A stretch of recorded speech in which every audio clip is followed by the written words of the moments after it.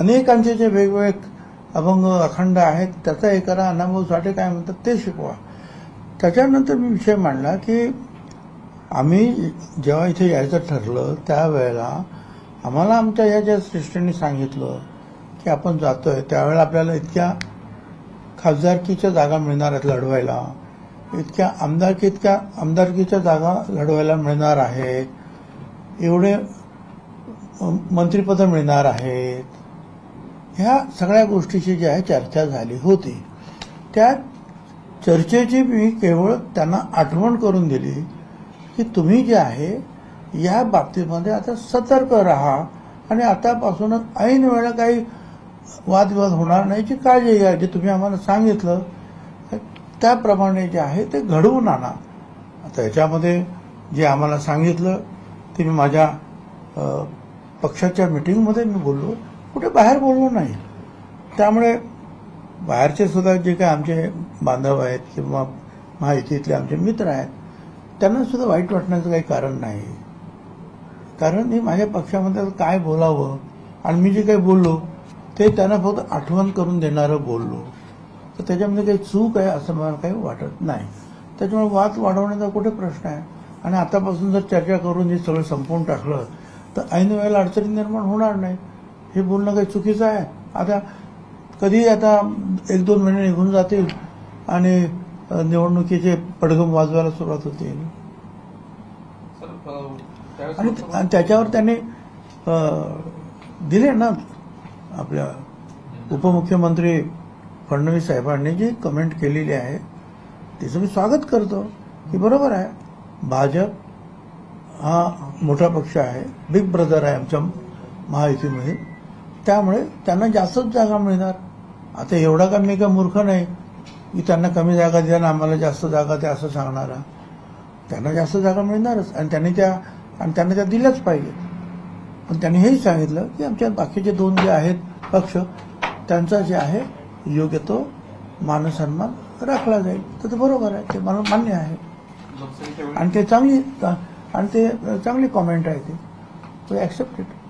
लोकसभेच्या वेळेस एक भूमिका प्रामुख्याने पाहायला मिळाली होती की एवढा लोकसभेला शिंदेनं जागा मिळते त्यावेळेस आम्हाला पण जागा मिळायला हव्या. ठीक आहे, आता तो प्रश्न लोकसभेचा संपला, त्याच्यावर आता मी चर्चा करत नाही.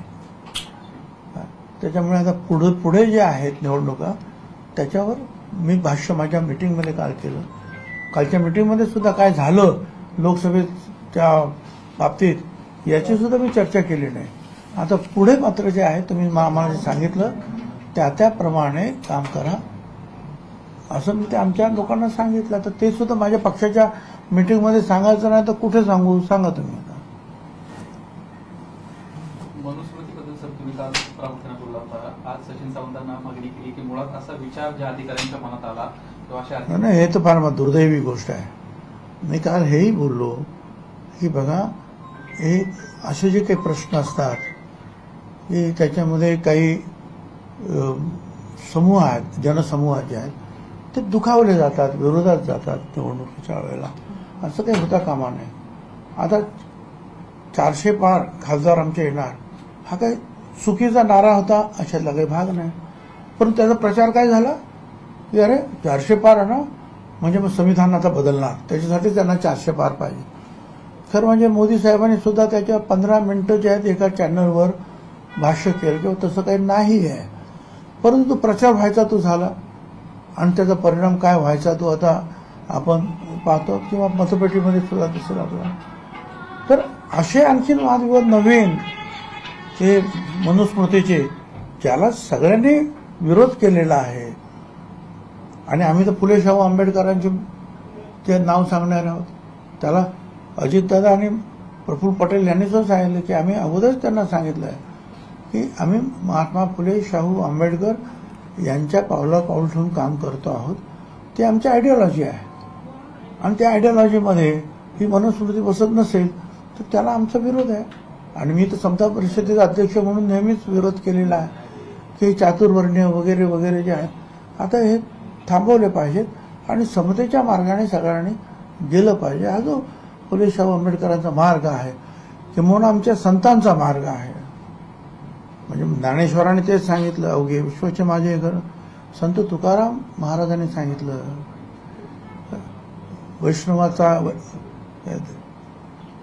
वैष्णवाचा धर्म विष्णुमय जग, भेदाभेद भ्रम अमंगळ. म्हणजे भेदाभेद करू नका हे त्यांनी सांगितलं. तर हे जे अशा काही गोष्टी आहेत ना, हे तुम्ही शिकवा त्यांना. पण हे बाकीचं काय असं काय जर आपण आलं तर त्याला विरोध होईल, त्याचा परिणाम मतांवर होईल. विष्णुमय जग, वैष्णवाचा धर्म, भेदाभेद भ्रम अमंगळ. विधान परिषदेच्या निवडणुका होऊ घातल्या. राष्ट्रवादी काँग्रेस पक्षाने देखील भूमिका या संदर्भात घेतल्याची माहिती मिळते. काल देवगिरीला या संदर्भात बैठक देखील झाली अशी देखील माहिती मिळाली. नाही, आता निवडणुका जवळ येतात म्हणून सांगितलं. हे नाही ते प्रश्न कुठून आता तुम्ही मनुस्मृतीचे आणताय, तर हे आणू नका. याला विरोध आपल्याला करावाच लागेल, आम्ही तर करणारच. परंतु त्याचबरोबर तुम्ही जे आम्हाला सांगितलेलं होतं की आपल्याला एवढ्या जागा मिळणार, तेवढ्या जागा मिळण्यासाठी आतापासूनच खटपट जे काही प्रयत्न सुरू करा. हेच तर मी सांगितलं निवडणुकीची तयारी म्हणून. काय करायला नको आणि काय करायला पाहिजे हे सांगितलं. आणि माझ्या पक्षाच्या मिटिंगमध्ये सांगितलं. मी काही तुम्हाला बोलून नाही सांगितलं मी. आणि त्याच्यावर तर प्रतिक्रिया आल्या, ठीक आहे. फडणवीसांची प्रतिक्रिया आली, उपमुख्यमंत्री, बरोबर आहे त्यांचं. या तिघांमध्ये ही बिग ब्रदर, त्यांची 100पेक्षाही जास्त आमदार निवडून आलेले आहेत, त्यांना मोठा वाटा मिळणार, स्वाभाविक आहे. त्यांनी सांगितलं की या दुसऱ्या 2 पक्षांचं सुद्धा जे आहे आम्ही मान सन्मानपूर्वक जे आहे निर्णय घेणार. तो ठीक आहे, ओके, आम्हाला तेच पाहिजे. शिवाजीराव नलावडेंसाठी काही विधान शिवाजीराव नलावडे यांच्यासाठी काही विधान परिषदेसाठी मागणी करण्यात आली का? हे बातमी सध्या चर्चेत आहे की विधान परिषदेची राष्ट्रवादी काँग्रेस पक्ष निवडणूक लढवू इच्छितं, खास करून मुंबईची. असं आहे की आता ह्या निवडणुका ज्या आहेत महायुतीच्या पातळीवर लढल्या जात आहेत की स्वतंत्र पक्षाच्या माध्यमातून लढल्या जात आहेत, याच्याबद्दल माझ्याकडे काही माहिती नाही आहे. कारण प्रत्येक पक्ष जे आपापले जे आहेत असं दिसतंय, त्या महाविकास आघाडीत सुद्धा आणि इकडे सुद्धा आपापले उमेदवार जाहीर करतात. त्याच्याची काही एकमेकांची काही चर्चा नाही ना. महाविकास आघाडीच्या पक्षांची एकमेकांची चर्चा आहे ना महायुतीच्या. त्याच्यामुळे जे उभे राहतात ते उभे राहतात. त्याच्यामध्ये शिवाजीराव नलावडे सुद्धा जे आहेत इच्छुक आहेत. आम्ही सांगितलं ठीक आहे, तुम्ही त्यांनी तयारी केली तर म्हटलं लढा. त्याला लागूनच एक प्रश्न आहे. महायुतीमध्ये मनसे देखील होती, मनसे राज ठाकरे यांची मनसे देखील महायुतीमध्ये होती. मात्र ही सगळी चर्चा होण्याआधी किंवा उमेदवार होण्याआधीच त्यांनी आपला उमेदवार जाहीर केला. अशानं महायुतीमध्ये काही म्हणजे गोष्टी पटत नाहीयेत किंवा आधीच चर्चेविनाच उमेदवार जाहीर करणं हे कितपत योग्य आहे? त्यांनी मला कुणाला मी मगाशीच सांगायचं उत्तर दिलेलं आहे. महायुतीमध्ये महायुती म्हणून लढणार का, महाविकास आघाडी म्हणून कोणी लढणार का, तर असं काही दिसत नाहीये. प्रत्येक पक्ष जो आहे आपापले उमेदवारी जाहीर करतोय, लढतोय. ठीक आहे, धन्यवाद. चला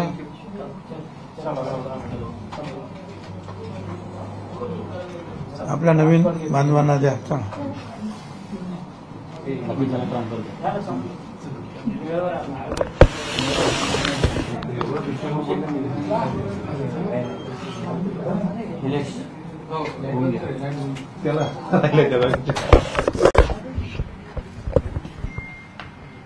NDTV 9